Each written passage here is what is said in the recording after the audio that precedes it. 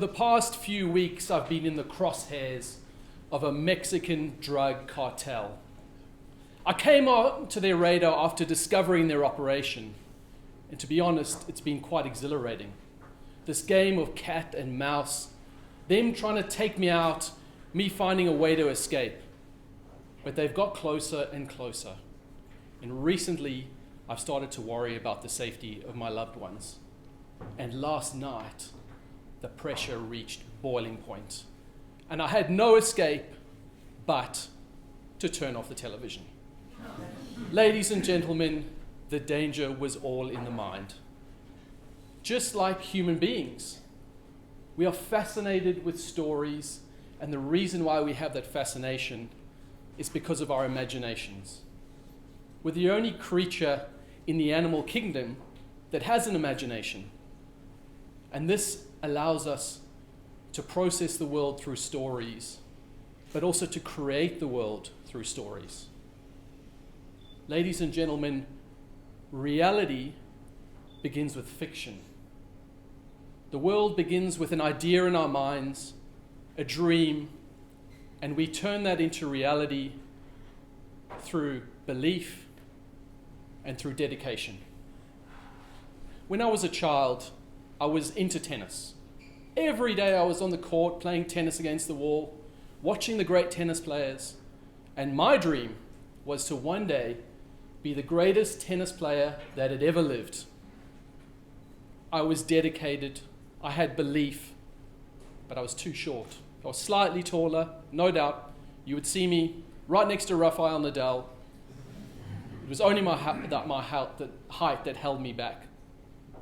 So I downgraded my dream, and my dream was to one day see a Grand Slam final. I lived in South Africa. It was a continent away from any Grand Slam tournament, so it seemed like a very unrealistic dream. So it stayed in the back of my mind, but it was a dream nevertheless. After many years, in 2019, I found myself in New York. My partner and I were in a shoe store on Fifth Avenue. And while she was trying on shoes, I spotted a poster of Novak Djokovic. And it reminded me of that dream from my childhood. Quickly checked my phone and realized that the US Open is on in October. We were in October. I quickly went to the ticket website. No tickets available, clearly. It's a final. The final was on that day. But I was tenacious and dedicated. I kept searching around for alternative websites and found this little-known site that sold tickets for resale. People who maybe had an illness at the last minute. And there were 3 tickets for sale.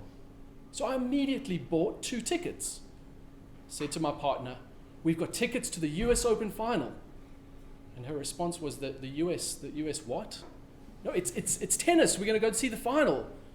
And when I explained to her how much I'd paid for the tickets, she immediately tried to convince me out of it. "You can get a refund. Are you crazy?" I said, "Don't worry. It's going to be worth every dollar." We immediately got into the Uber because the match was about to begin. Navigated through the New York streets, out to Flushing Meadow. And there was the Grand Stadium, the Arthur Ashe Stadium, the same stadium that for years and years as a child I'd been watching, all those heroes. We marched into the stands and sat down just in time to see Rafael Nadal and Dmitry Medvedev warming up. Rafael Nadal, potentially the greatest tennis player of all time, or amongst the top 3, and Medvedev, the up-and-coming star. Who could have predicted a better setup? And it was an epic. A 5-set match, 2 sets to Nadal, 2 sets to Medvedev. Nadal wins in the 5th set.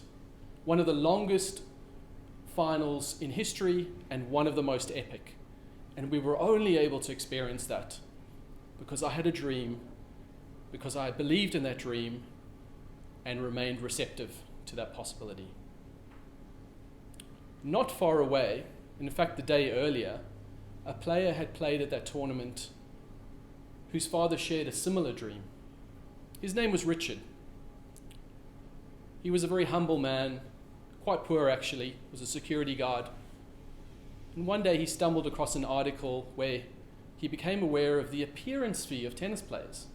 And he realized that just for appearing on the court, the tennis player could earn more than his entire year's salary. So he thought to himself, I need to have 2 more daughters. And he went back home to his wife, Oracene, and said, Oracene, we need to have 2 more daughters. And her response was, Richard, are you crazy? We've already got 3 daughters. We don't have space in the house. We can't afford a tennis racket. Goodness knows there's not even any tennis courts for miles. But Richard had belief, and he had dedication. In fact, he had an 85-page plan, and he convinced his wife, Oracene, to have 2 more daughters, which they did, and I'm sure that was fun. And then, once they were 4 years old, he took them out into the tennis court for 4 hours at least every day, come rain or shine, come all the obstacles. And there were some significant obstacles. He was beaten up by the local basketball gang. The police actually raided his house because the neighbors were concerned that he was making his daughters play tennis in the rain, and potentially this is child abuse. But luckily, his daughters loved tennis, and they were with him on that same dream. But in order for them to become great, he needed some coaching. He couldn't coach them, he wasn't a tennis player. So he went to every single coach in the whole of California, and every single one said no. In fact, the last said to him, Richard, you're telling me that your 2 daughters are potentially going to be the best players of all time? You're telling me you've got 2 Mozarts in your house. Do you know how improbable that is? He said, well, it's your loss, and just watch me.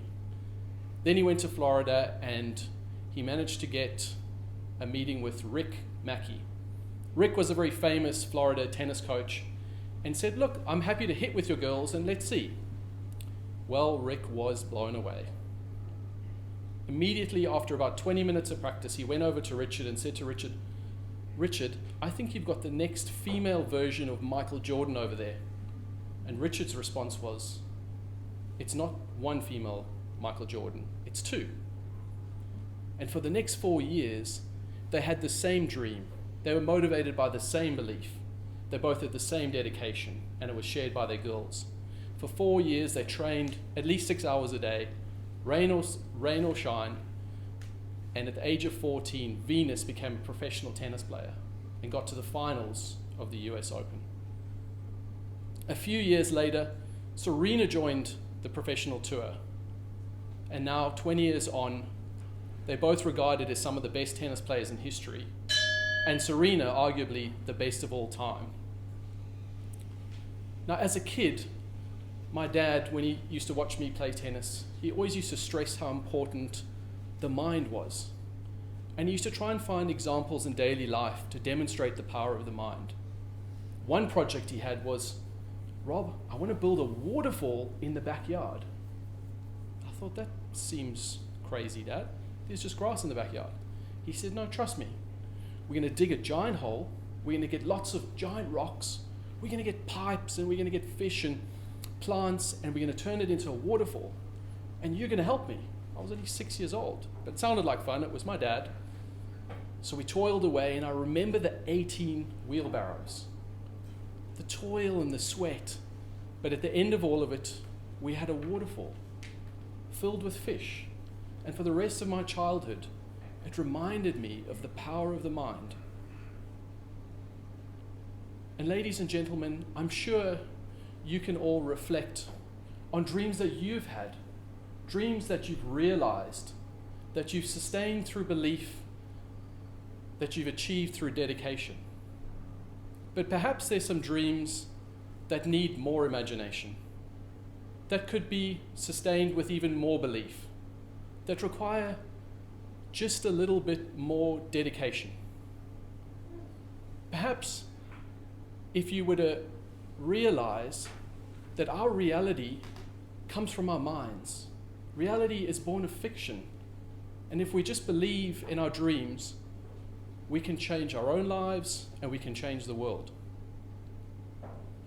Ladies and gentlemen, your future and the future of the human race is all in the mind.